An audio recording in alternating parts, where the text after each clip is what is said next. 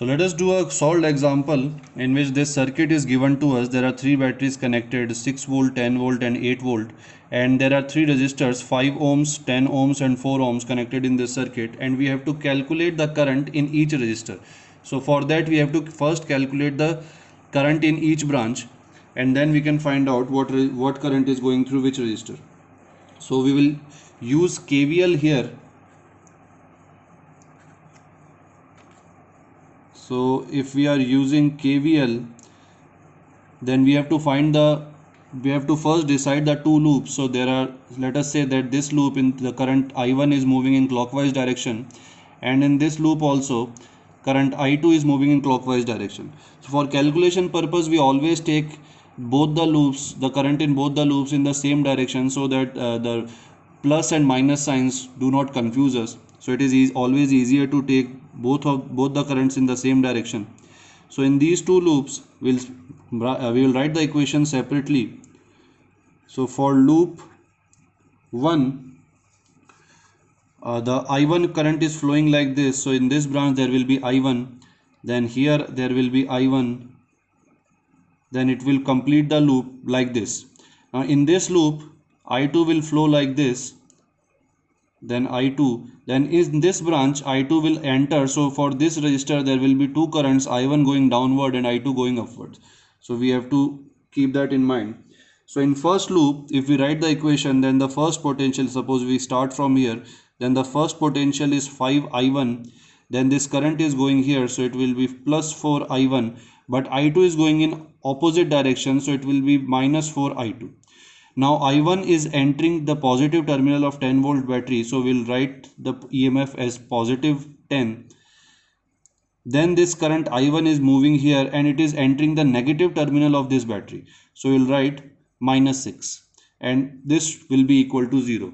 So as I've said in the earlier video also, we can use the concept of decreasing the potential. So whatever is more convenient to you, you can use that method. The ultimate equation will be same. There will be no change in the equations. So now if we solve this, we will get 9I1 minus 4I2 equals to minus 4. So we can write it as 4I2 minus 9I1 equals to 4, and this will be our first equation. Similarly, for second loop, here if we write, then it will be 10I2 plus 8, as we are entering the positive terminal of the battery, so plus 8. Then here we are entering the negative terminal of battery, so it will be minus 10, it will be plus 8 and it will be minus 10, and we are going in this direction, so it will be 4I2, but I1 is coming in the opposite direction, so it will be minus 4I1, and the sum will be equal to 0. Now if we solve this, we will get 14I2 minus 4I1 equals to 2, or further simplifying it, we can write 7I2 minus 2I1 equals to 1, and this will be our second equation. Now again we have two linear equations and we can solve them. So solving equations 1 and 2.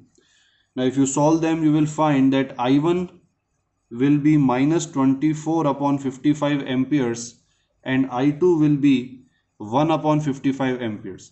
Now the minus sign here just indicates that the direction of I1 that we took is actually in the reverse direction of what we have taken. We have taken it in clockwise direction, but after solving we find out that the actual flow of the direction of the current I1 is in anti-clockwise direction. So that's why this minus sign comes here. Now using these, we can find since we have to calculate current in each resistor, so we can find current in 5 ohm resistor. Now we know that only I1 is flowing in 5 ohm resistor, so current in 5 ohm resistor will be equal to the I1, so it will be 24 upon 55 amperes. Current in 10 ohm resistor, in this resistor only I2 is flowing, so it will be equal to 1 upon 55 ampere. Current in 4 ohm resistor, in this both I1 and I2 are flowing, so it will be the addition of both the currents. We have taken plus here I1, so the actual direction of this I1 will be in upward, so eventually I1 and I2 both are moving in the same direction, so both will be added. So the total current through 4 ohm resistor will be equal to this. So that will come out to be 25 upon 55. So that will be 5 upon 11 amperes. So this will be the answer to this question. Now this we have done using KVL. We can also solve this by using KCL. So in this way, let's further in the next page, let us solve this same problem by using KCL, the Kirchhoff's current law.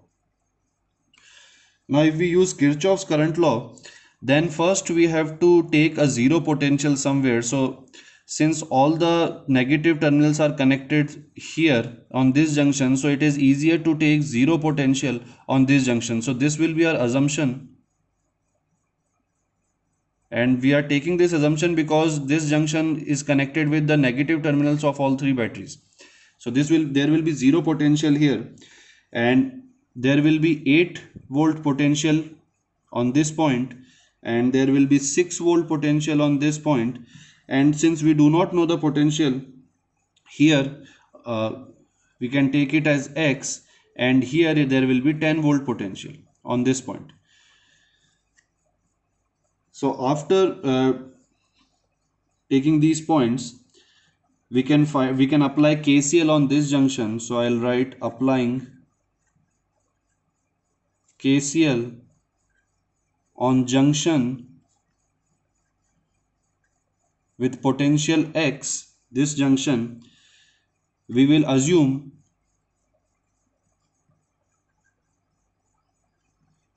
the current is flowing outwards from X. This is our assumption, that from X the current will be flowing outward, so it will go like this in this branch, downward in this branch, and towards left in this branch. Now if the current is flowing in the outward direction, then we know that the sum of all the currents will be equal to 0 according to Kirchhoff's current law.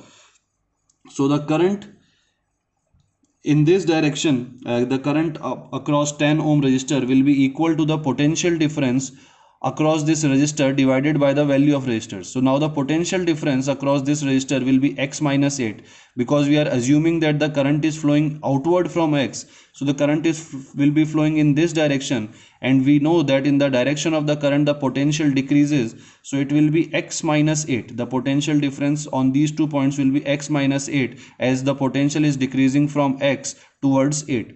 So X minus 8, this will be the potential difference, and if we divide it by the resistance of this branch, then we can find the current flowing through this branch. So current here will be X minus 8 upon 10. Similarly, current in this direction in this branch, now current is moving outward, so again the potential will be X minus 10 and divided by the resistor, so that will be the current in this branch. And similarly here in this branch the current is going from X towards 6, so X minus 6 upon 5, that will be the current in this branch. Now we know that according to Kirchhoff's current law, the sum of all the outward going current will be equal to 0. So if we add them, we will get equal to 0. So now if we solve them, we can find the value of X. So I am directly writing here, the value of X will be equal to 90 by 11 volts. Now we can find the current in each resistor. So current in 5 ohm resistor,